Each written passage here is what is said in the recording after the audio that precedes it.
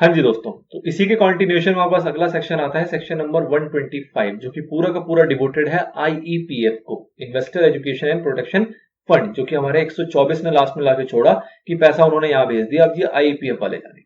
अब जो सेक्शन 125 है वो बात बताता है आईईपीएफ के रिगार्डिंग, और वो क्या बताता है कि भैया ये जो एक एस्टेब्लिशमेंट है, ये जो एक अथॉरिटी है, ये किसने बनाई है? तो ये बनाया जाता है सेंट्रल गवर्नमेंट के द्वारा। और इसका बेसिकली काम क्या है? तो इसके पास क्या चीजें हैं कि जो इसके पास फंड आया, अगर उसमें से रिफंड करना पड़ रहा है, रिफंड का मतलब कि आपको डिविडेंड देना पड़ रहा है, शेयर्स को रिफंड करना पड़ रहा है, या कोई मैच्योर डिपॉजिट्स वगैरह थे वो भी हम देखेंगे।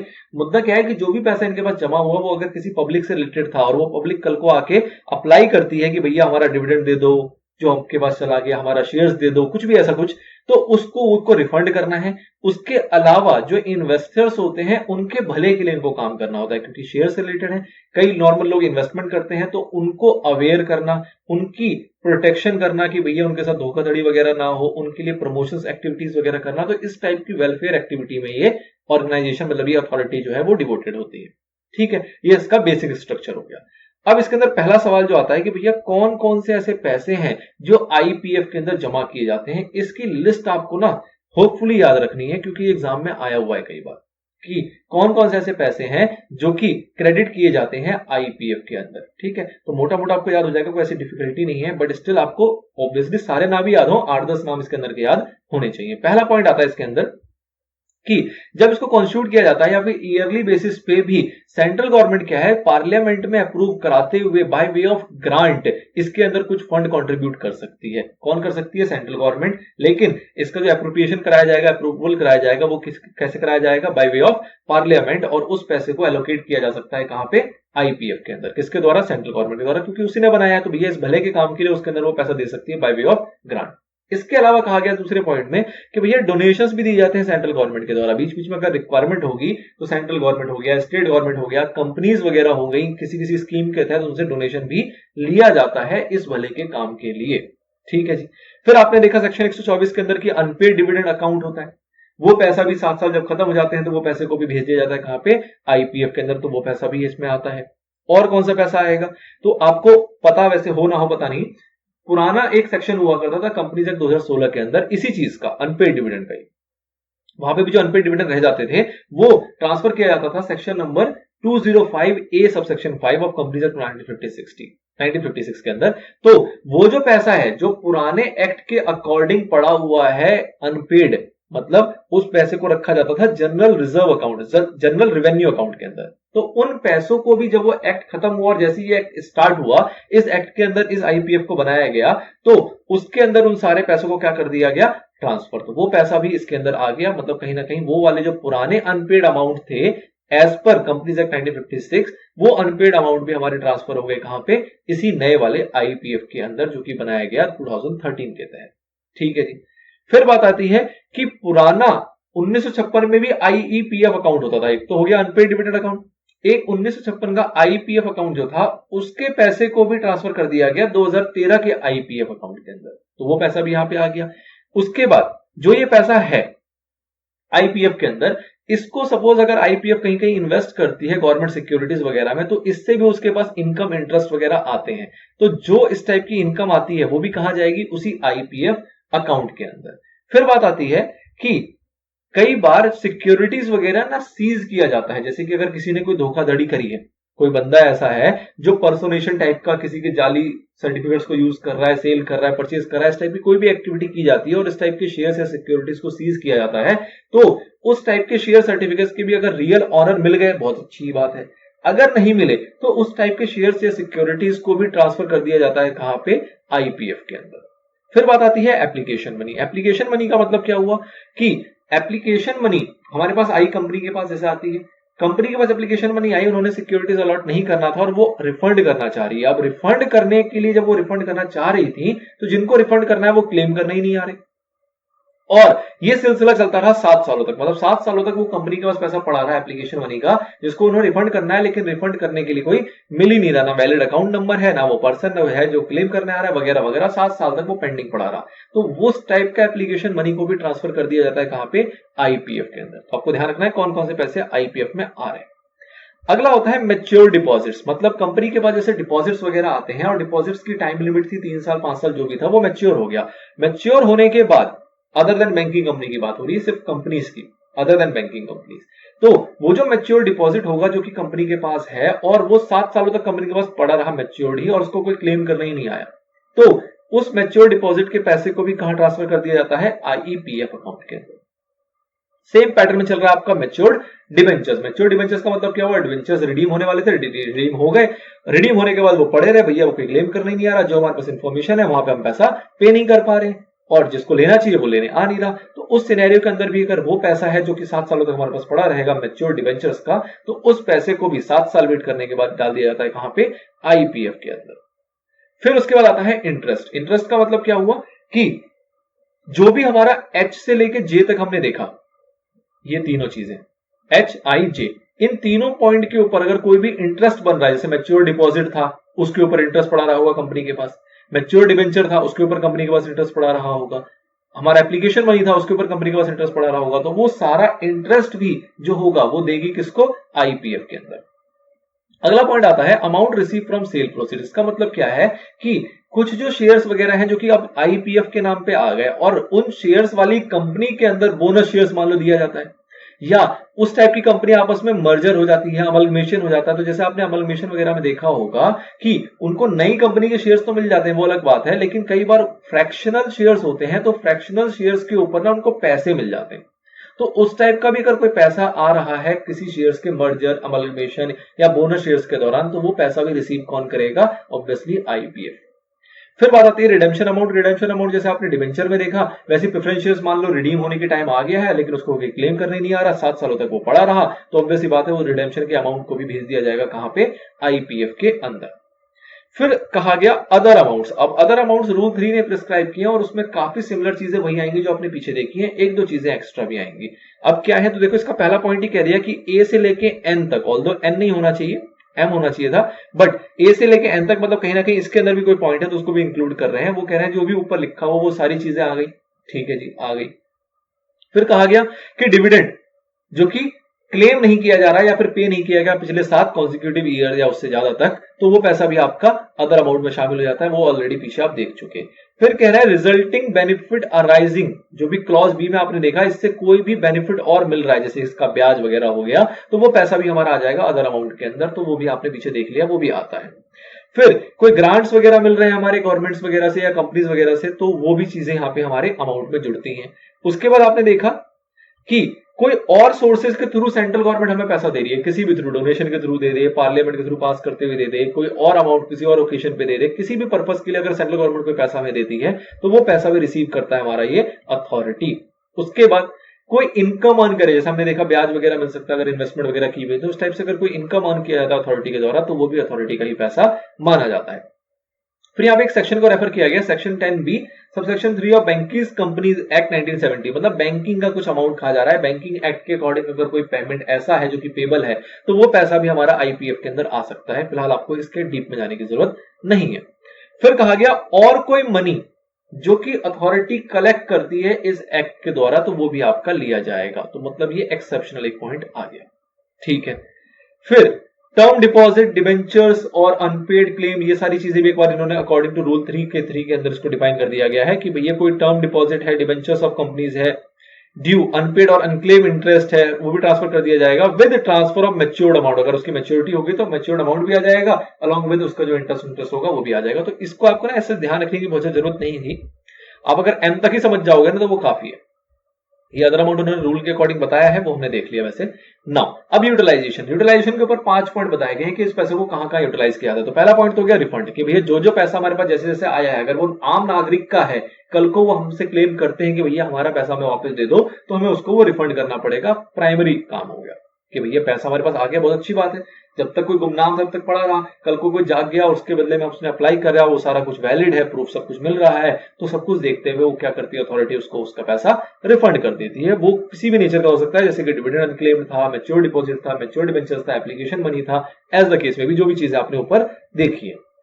अगला काम इनका आता है कि भैया प्रमोशन करना है। किस चीज का प्रमोशन है? इन्वेस्टर्स के एजुकेशन के रिगार्डिंग, उनके अवेयरनेस के रिगार्डिंग, उनके प्रोटेक्शन के रिगार्डिंग, इसके रिगार्डिंग जो भी प्रमोशंस एक्टिविटीज, कैंप्स वगैरह, एडवर्टीजमेंट वगैरह, जो भी इस टाइप की एक्टिविटी करनी होती है वो सारा करती है इसी पैसों को यूज करते हुए। नाउ कभी कभी क्या होता है, कोर्ट ऑर्डर करती है, जैसे कि किसी को कोई भारी नुकसान हो गया, किसी का कोई धोखाधड़ी हो गई, और धोखाधड़ी होने के बाद कोर्ट ने ऑर्डर कर दिया कि भैया इनको जो धोखाधड़ी हुई है इसमें से इतना इनको भरपाई कर दिया जाए बाय जो भी आईपीएफ के पास पैसा पड़ा है उसमें से। तो अगर कोर्ट ने ऐसा कोई ऑर्डर कर दिया कि भैया किसी के साथ कोई धोखाधड़ी हुई है और उसको रिलीफ पहुंचाने के लिए वो कहती है कि भैया आईपीएफ अथॉरिटी क्या करेगी, अपने फंड में से इतना पैसा इसको दे देगी। तो इस टाइप के ऑर्डर के अकॉर्डिंग अगर कोई डिस्ट्रीब्यूशन का उनके ऊपर ऑर्डर आया है तो वो डिस्ट्रीब्यूशन भी करता है हमारा आईपीएफ।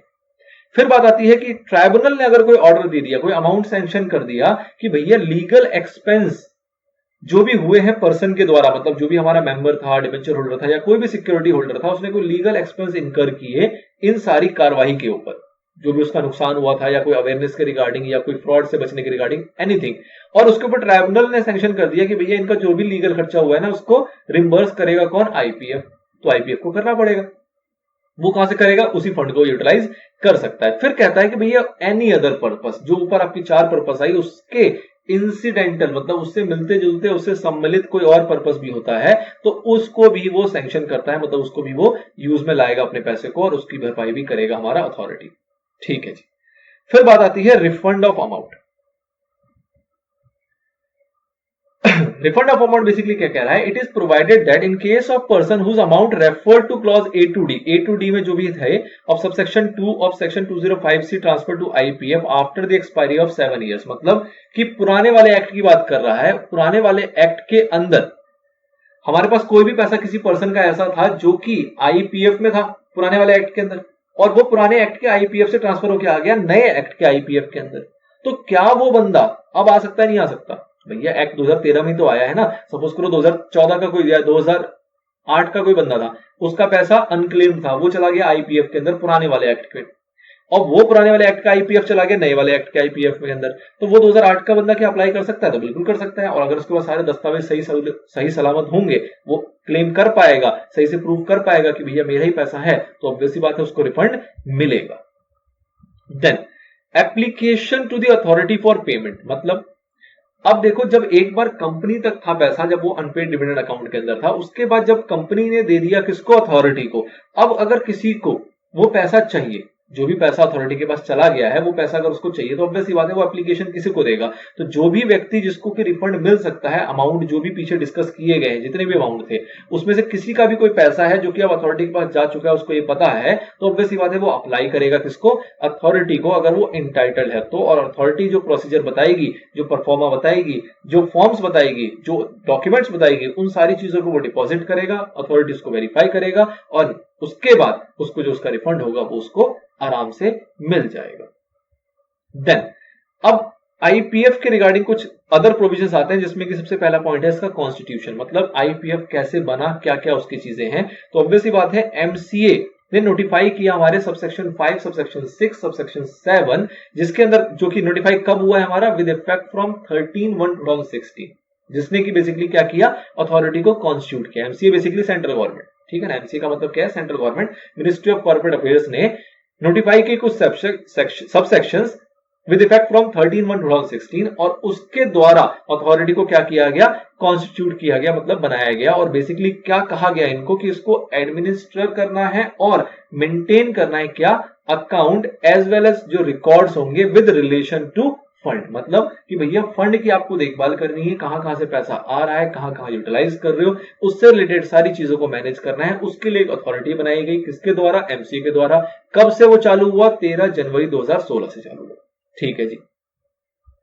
फिर बात आती है कि आईपीएफ अथॉरिटी, मतलब with notification of IP authority, जो सेक्रेटरी है हमारे एमसीए के, उनको अपॉइंट किया गया as a ex officio chairperson.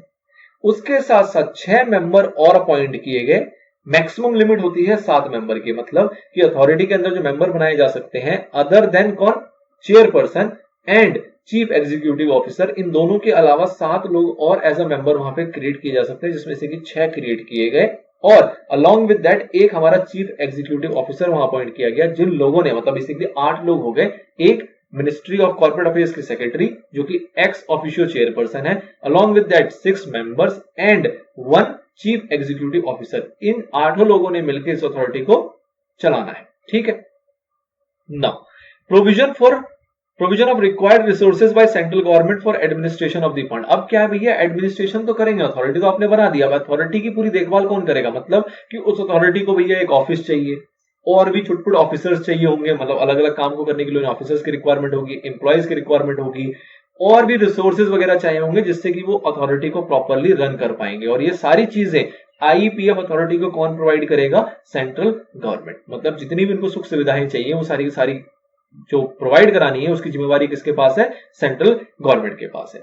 फिर कहा गया कि भैया अथॉरिटी जो काम करेगी, बहुत अच्छी बात है, बट जो अथॉरिटी काम करेगी वो कैसे करेगी, वो विद कंसल्टेशन ऑफ सीएजी करेगी। मतलब जो हमारे सीएजी है, सीएजी का मतलब controller and auditor general of India, जो बेसिकली ऑडिट भी करेंगे इनके काम को, उनको कहा गया कि भैया जो भी आप रूल्स वगैरह बनाओगे, जो भी आप कामकाज करोगे ना, वो करना but with consultation of CAG. मतलब सीएजी से भी जांच पड़ताल कर लेना, पूछ पाछ लेना कि भैया ऐसे हम कर रहे हैं, सब ठीक तो है, कोई दिक्कत तो नहीं है।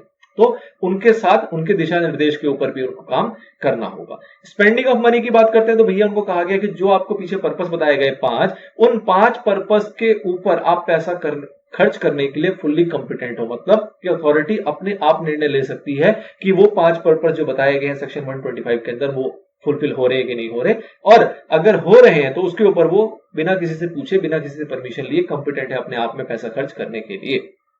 बात आती है ऑडिट के ऊपर, तो भैया ऑडिट कौन करेगा, तो इनका जो फंड है ऑब्वियसली बात है उसका सालाना क्या होगा, ऑडिट होगा। और ऑडिट किसके द्वारा किया जाएगा, सीएजी के द्वारा। सीएजी हर साल क्या करेगी, उनके फंड का ऑडिट करेगी, उसके अंदर कुछ भी ऊपर नीचे तो नहीं है, कोई गलत तो नहीं है। और जो ऑडिटेड अकाउंट्स होंगे along with the audit report, वो किसको भेजा जाएगा, सेंट्रल गवर्नमेंट को एनुअली बेसिस पे। मतलब अथॉरिटी क्या है, देखो काम किस तरीके से होगा, अथॉरिटी सारा कुछ एडमिनिस्टर कर रही है, मेंटेनेंस कर रही है फंड का, रिकॉर्ड्स बनाएगी, एक तरीके से वो एनुअल रिपोर्ट्स बनाएगी।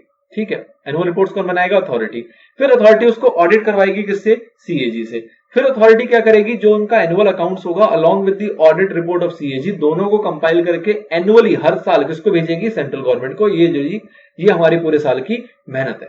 ठीक है, उसके बाद बात आएगी कि भैया ये काम होने के बाद अब सेंट्रल गवर्नमेंट क्या करेगा, सेंट्रल गवर्नमेंट क्या करेगा कि हर साल जो उसके पास एनुअल अकाउंट आएंगे along with the audit report of CAG, उन दोनों को वो पेश करेगा, मतलब प्रस्तुत करेगा कहां पे, पार्लियामेंट के अंदर। क्योंकि भैया पार्लियामेंट के द्वारा ही ये क्रिएट की गई अथॉरिटी, तो वहां पे पूरी चीजें पारदर्शिता के साथ दिखाई जाएगी कि ये हमारी अथॉरिटी है, इन्होंने ये अकाउंटिंग करी, ये पूरी इनकी एनुअल पूरी साल की दस्तावेज है, किस तरीके से उन्होंने काम किया, इस पे इन्होंने ऑडिट किया सीएजी ने। उस ऑडिट की रिपोर्ट ये है कि भैया क्या कमी है, क्या खामी है, क्या सही है, क्या बुराई है, और उनको सेंट्रल गवर्नमेंट पेश करेगा कहां पे, पार्लियामेंट के अंदर, बोथ हाउसेस ऑफ पार्लियामेंट, मतलब अपर एंड लोअर दोनों पार्लियामेंट के अंदर इसको पेश किया जाएगा। तो ये पूरा पूरा सिनेरियो था सेक्शन नंबर 125 का, जो कि रिलेटेड था आईपीएफ। अब ये पूरी कहानी आपकी खत्म हो गई, 123 चला, 124 अनपेड के ऊपर आया, 123 आपका आईपीएफ के ऊपर आया, ये पूरी कहानी खत्म हो गई। अब एक सेपरेट पार्ट आएगा जो कि अबेयंस की बात करेगा और पनिशमेंट की बात करेगा 126 और 127 के अंदर। बस जाके हमारा ये चैप्टर क्या होगा, पूरा पूरा रैप अप हो जाएगा।